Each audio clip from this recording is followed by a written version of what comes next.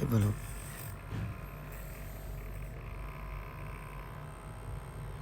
ตัดเล็บ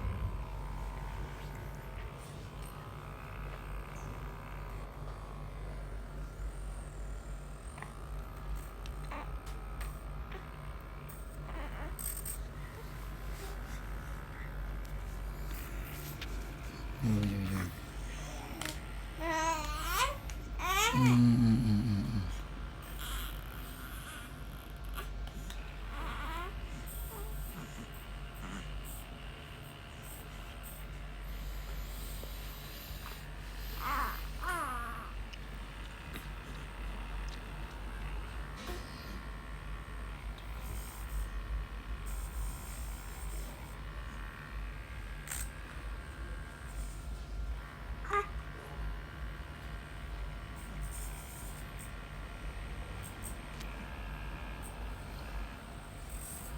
เด็กน้อย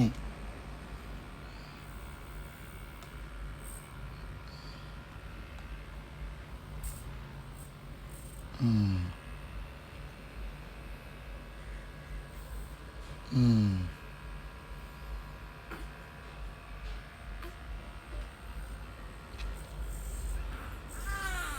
เบิ่งตีนดูอันนี้เบิ่งตีนดูมันนี่ตีนสำเร็จละอายุอัน33มื้อนี่นะฉันนี่วะมึงดูมึงดูฉันนี่วะอืมอืม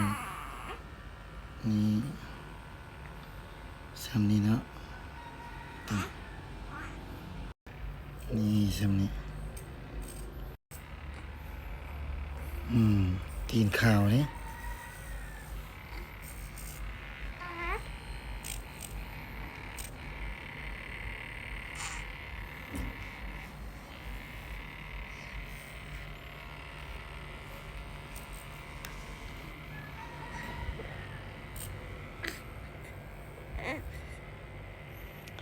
ช่วงนี้หน้าแล้วเป็นพื้นเนาะ